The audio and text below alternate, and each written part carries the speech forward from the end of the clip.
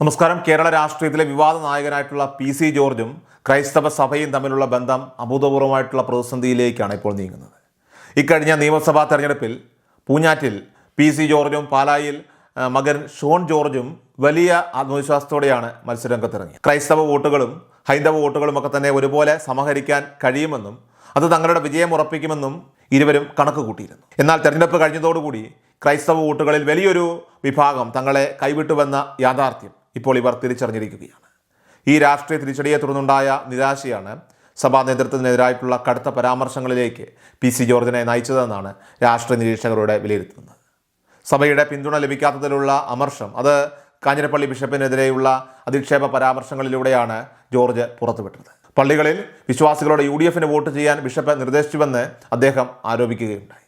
സഭയ്ക്ക് മുൻകാലങ്ങളിൽ ലഭിച്ചിട്ടുള്ള പല ഗുണങ്ങളും തൻ്റെ ഔദാര്യമാണെന്ന് അവകാശപ്പെട്ട ജോർജ് ബിഷപ്പുമാരെ കുരയ്ക്കുന്നവർ എന്നും മറ്റും വിളിച്ച് അധിക്ഷേപിച്ചു. രാഷ്ട്രീയ നിലപാടുകൾ പരസ്യമായി പ്രഖ്യാപിക്കുന്ന മെത്രാന്മാരെ രാഷ്ട്രീയക്കാരായി മാത്രമേ പരിഗണിക്കൂവെന്നും അവരോട് രാഷ്ട്രീയപരമായിട്ടുള്ള രീതിയിൽ തന്നെ പ്രതികരിക്കുമെന്നുമായിരുന്നു ജോർജിൻ്റെ വെല്ലുവിളി. താനൊരു വിശ്വാസിയാണെന്ന് പറയുന്നതിനൊപ്പം തന്നെ സഭാ നേതൃത്വത്തിൻ്റെ ഇടപെടലുകളെ പോക്രിത്തരം എന്ന് വിശേഷിപ്പിക്കാനും അദ്ദേഹം മടിച്ചില്ല. PC ജോർജിൻ്റെ ഈ ഒരു കടന്നാക്രമണങ്ങൾക്ക് ക്രൈസ്തവ സഭയുടെ മുഖപത്രമായ ദീപികയിലൂടെ അതിശക്തമായ മറുപടിയാണ് സഭ നൽകിയിരിക്കുന്നത്. ജോർജിനെ ഒരു അവസരവാദി എന്ന് വിശേഷിപ്പിച്ച പത്രം രാഷ്ട്രീയ ലാഭത്തിന് വേണ്ടി നിലപാടുകൾ മാറ്റുന്നവരുടെ ഭീഷണികൾക്ക് മുന്നിൽ സഭ മുട്ടുമടക്കില്ലെന്ന് വ്യക്തമാക്കി. മുണ്ടുമടക്കി കുത്തി വെല്ലുവിളിയുമായി വരുന്നവർക്ക് മുന്നിൽ സഭയുടെ ആർജവവും പണയം വെക്കില്ലെന്നും കവലച്ചട്ടമിമാരുടെ സ്വഭാവമാണ് ജോർജ് കാണിക്കുന്നതെന്നും പത്രം മുഖപ്രസംഗത്തിലൂടെ കുറ്റപ്പെടുത്തുകയുണ്ടായി. രാഷ്ട്രീയ ദുഷിപ്പുകൾ പ്രചരിപ്പിക്കുന്നവർ സഭയുടെ ആത്മവീര്യത്തെ തകർക്കാൻ ശ്രമിക്കരുതെന്ന താക്കീതും പത്രം നൽകുന്നുണ്ട്.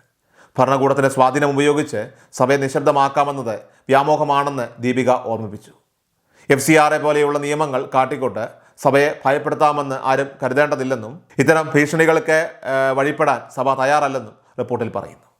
ന്യൂനപക്ഷങ്ങളെ വേട്ടയാടുന്ന നിയമങ്ങൾക്കെതിരെ സഭ ഇനിയും ശബ്ദമുയർത്തും. BJP ഭരണത്തിന് കീഴിലുള്ള സംസ്ഥാനങ്ങളിൽ കന്യാസ്ത്രീകളും അതോടൊപ്പം തന്നെ ക്രൈസ്തവ വിശ്വാസികളും ആക്രമിക്കപ്പെടുമ്പോൾ നിശബ്ദത പാലിക്കുന്നവർ വോട്ടിനായി മാത്രം സഭയെ സമീപിക്കുന്നതിലെ വൈരുദ്ധ്യത്തെയും ദീപിക നിശിതമായിട്ട് വിമർശിച്ചു. സഭയുടെ നിലപാടുകൾ വ്യക്തി കേന്ദ്രീകൃതമല്ലെന്നും അത് ധാർമ്മികമായ ബോധ്യങ്ങളിൽ അധിഷ്ഠിതമാണെന്നും പത്രം വ്യക്തമാക്കി. PC ജോർജിന് പിന്നാലെ അദ്ദേഹത്തിൻ്റെ മകൻ ഷോൺ ജോർജും സഭയ്ക്കും പത്രത്തിനുമെതിരെ രംഗത്തെത്തിയിട്ടുണ്ട്. ദീപികയിലെ ചില വ്യക്തികൾ തങ്ങളുടെ സ്ഥാപിത താല്പര്യങ്ങൾ സംരക്ഷിക്കാനായിട്ട് വാർത്തകൾ വളച്ചൊടിക്കുകയാണെന്നാണ് ഷോൺ ജോർജിൻ്റെ ആരോപണം. നിക്ഷേപകർക്ക് വേണ്ടിയിട്ട് വാർത്തകൾ ചമയ്ക്കുന്ന ശൈലിയാണ് ഇപ്പോൾ പത്രം സ്വീകരിക്കുന്നതെന്നും അദ്ദേഹം കുറ്റപ്പെടുത്തി. ഇതോടെ അച്ഛനും മകനും ഒരു വശത്തും സഭാ നേതൃത്വവും സഭാ മാധ്യമങ്ങളും മറുഭാഗവുമായിട്ട് വലിയൊരു പോരാട്ടത്തിനാണ് ഇപ്പോൾ കോട്ടയം ജില്ല സാക്ഷ്യം വഹിക്കുന്നത്. ക്രൈസ്തവ വോട്ടുകൾ ചോരുന്നത് തടയാനായിട്ട് കഴിഞ്ഞില്ലെന്ന ബോധ്യം പുറത്തു വന്നതോടെയാണ് ഇരുവരും സഭയെ പരസ്യമായിട്ട് തള്ളിപ്പറയുന്ന ഘട്ടത്തിലേക്ക് എത്തിയിരിക്കുന്നത്. BJP അനുഭാവം പുലർത്തുന്ന PC ജോർജിനെ സഭ അവരുടെ ഔദ്യോഗിക പത്രത്തിലൂടെ തന്നെ കർശനമായിട്ട് നിയന്ത്രിക്കാനാണ് ഇപ്പോൾ ശ്രമിക്കുന്നത്. വോട്ട് ബാങ്ക് ലക്ഷ്യം വെച്ച് നടത്തുന്ന നാടകങ്ങൾ സഭ തിരിച്ചറിയുന്നുണ്ടെന്ന സന്ദേശമാണ് ഈ വാക്കേറ്റങ്ങളിലൂടെയൊക്കെ തന്നെ പുറത്തു വരുന്നത്.